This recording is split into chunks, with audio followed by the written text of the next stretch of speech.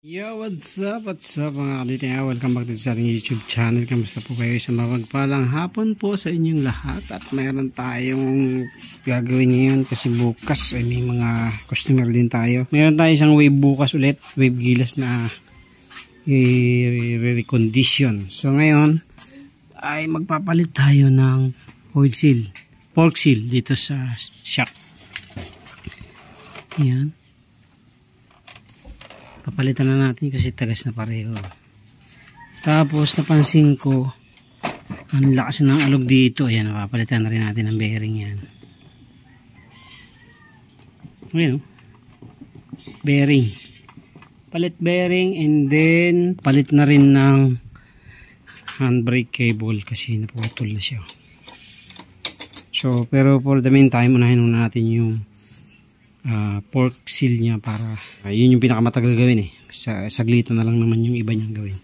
So unahin na muna natin ito, baklasin natin. Madali lang naman baklasin to kasi wala nang flarings. Okay.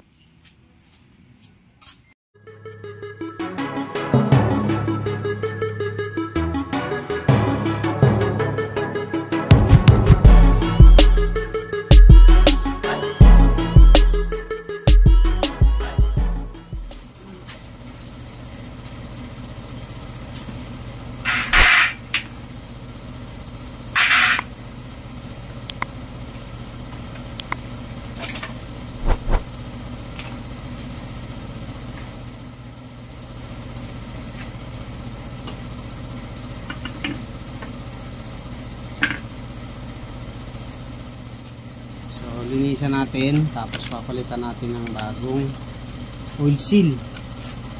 So, tagas na siya pareho. Ayan o. Tagas na.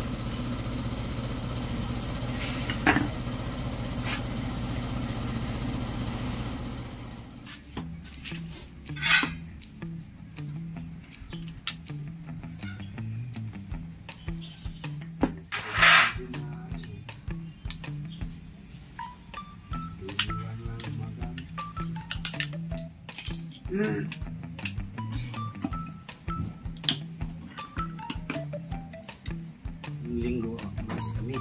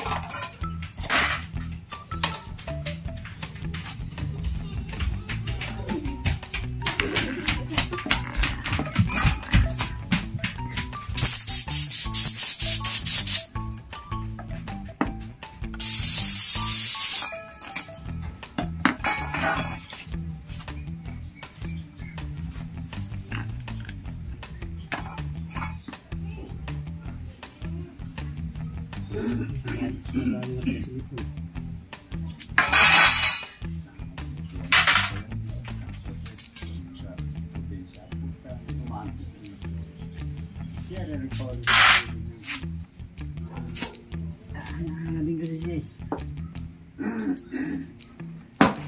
Ay!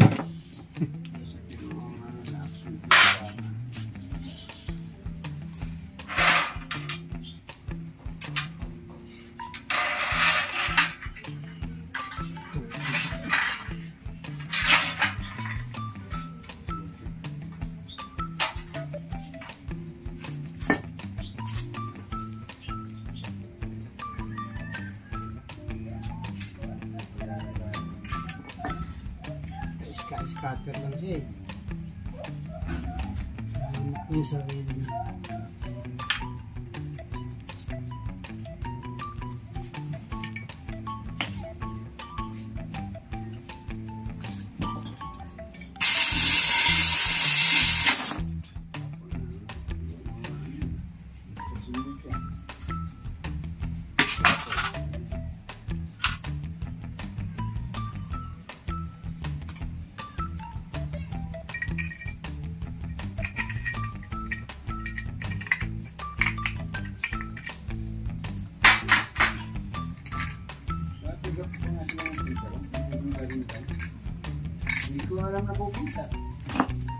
Hindi ako sigurado.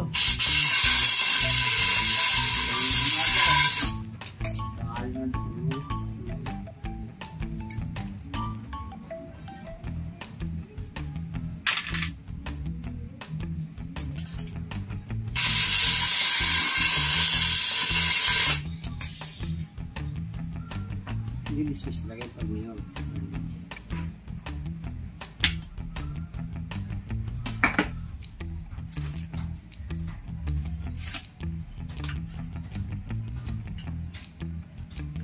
Ito na mga katuwi, tapos na tayo mag-cleaning. Talagang kinleaning natin ng todo yan. Nilinis natin.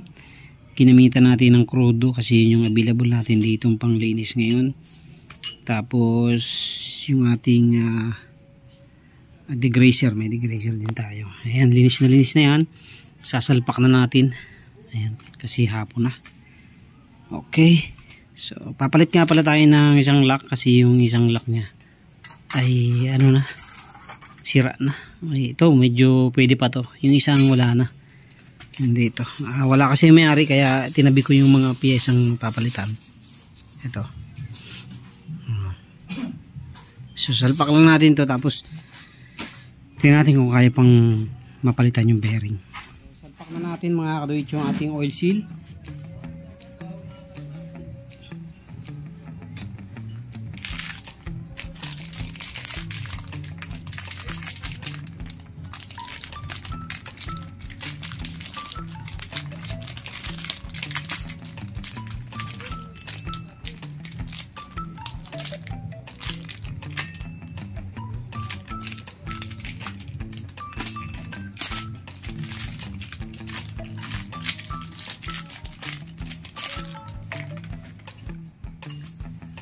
At syempre huwag natin kalimutan yung ating technique. Bawasan natin ang isa.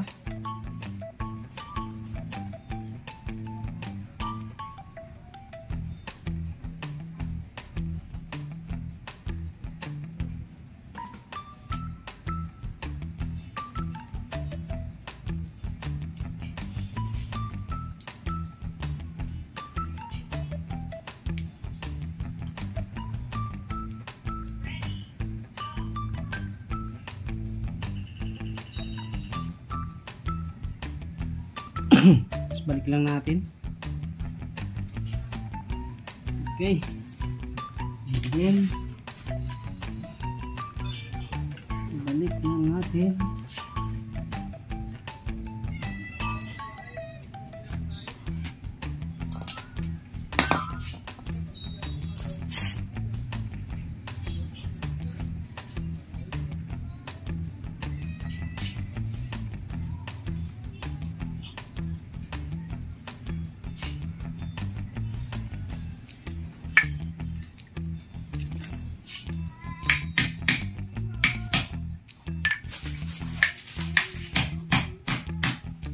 Abre.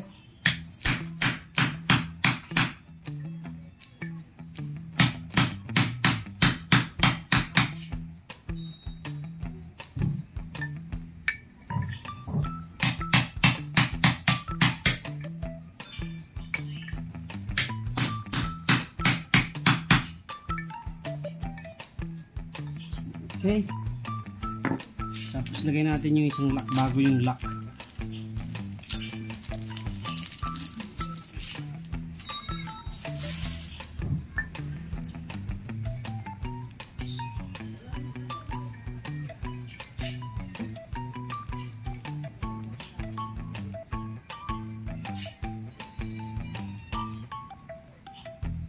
Medyo mahaba mga karit, putulan natin.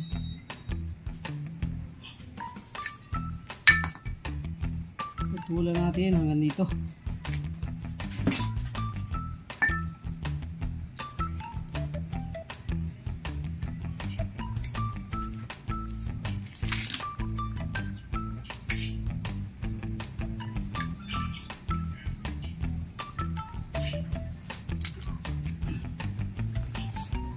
So tumatalon lagi ito eh.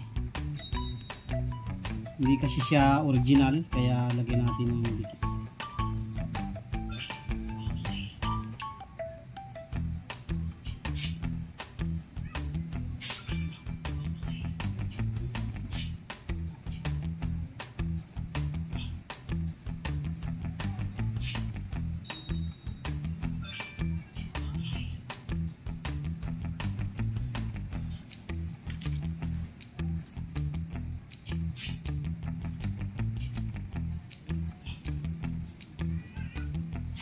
Okay.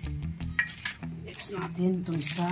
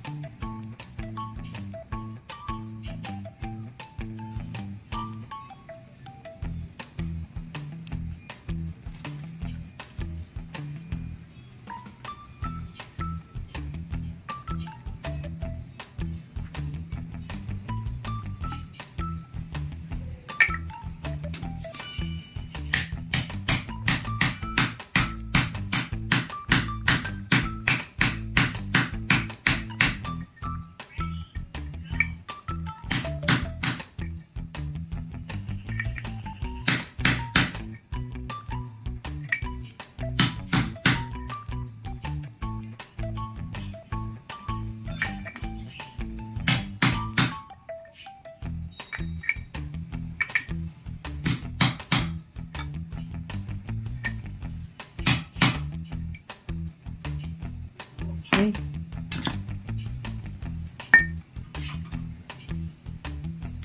So, pwede pa naman yung isang lock na mga kayo.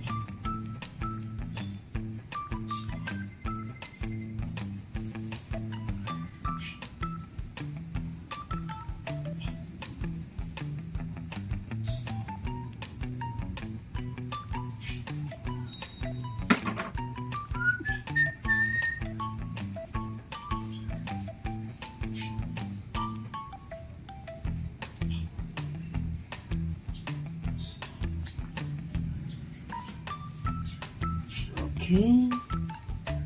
Next natin. Lagay natin yung kanyang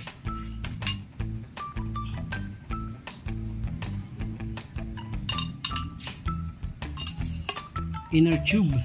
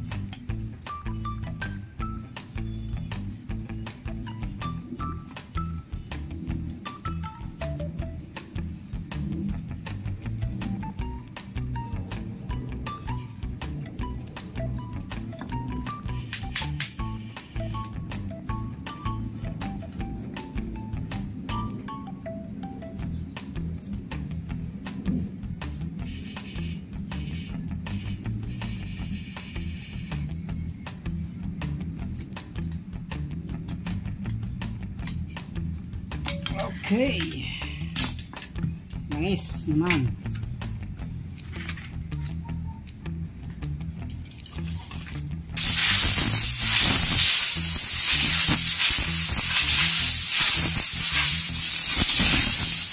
Hari naman tayo mga kaduit ng langis o ng pork oil. So ang pork oil niyan ay 70 ml to 110 ml. Pero kalimitan nilalagay ko lang dyan ay 50 ml lang, 45 to 50 ml para hindi sobrang tigas, para mas mahaba yung play nya.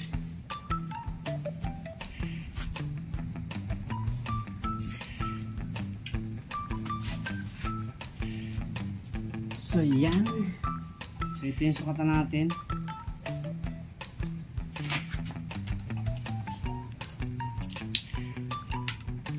So ang isang ganito naman mga kaduit ay alam ko 200 ml to eh. Ayan o, 200 ml. Kaya sobra pa yan. Kung gusto nyo medyo matigas, yung palagi may angkas, 70. Isagad nyo na 70. Ako ang nilalagay ko lang para medyo mahaba yung play. 50 ml.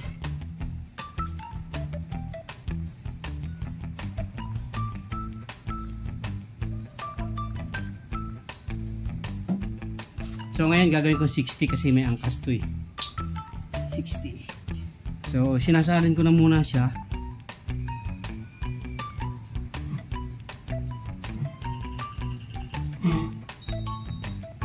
Para paglagay natin ng spring hindi na siya sumala.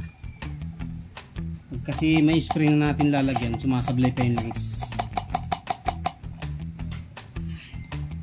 So mas maganda ganyan. Tapos saka natin ilagay yung spring. So sa paglalagay ng spring sa ilalim yung magaspang, yung dikit-dikit, yung madalang sa ibabaw. Okay.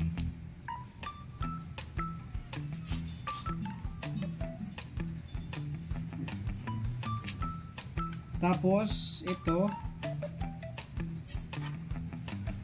yan, lagay nyo lang yan. Meron akong special tool. Ginawa ko na talaga to para hindi na ako mahirapan. Para kahit solo lang ako ay hindi ako mahirapan magkabit nito. So i-slide ko lang siyang ganyan.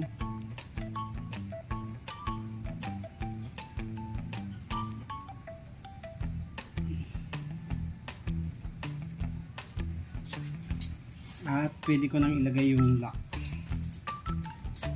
Kahit chulo lang ako, walang problema.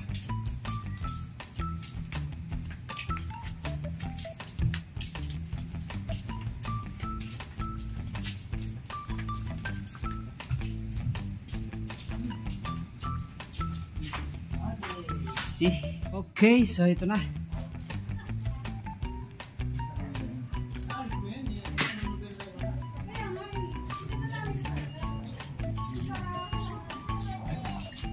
Okay. So yan o, mahaba play nyo. Pag kasi pinuno nyo, umiiksi yung play.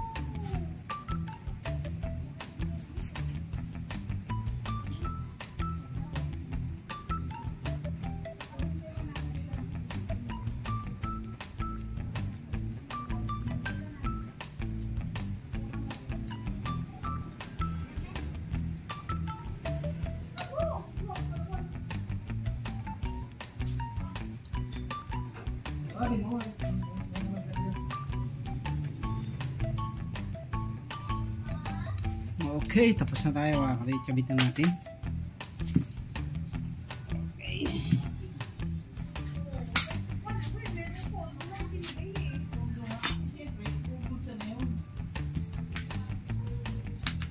So 60 ml nalagay natin mga kaduyt bawat isa. Salpak na natin dito.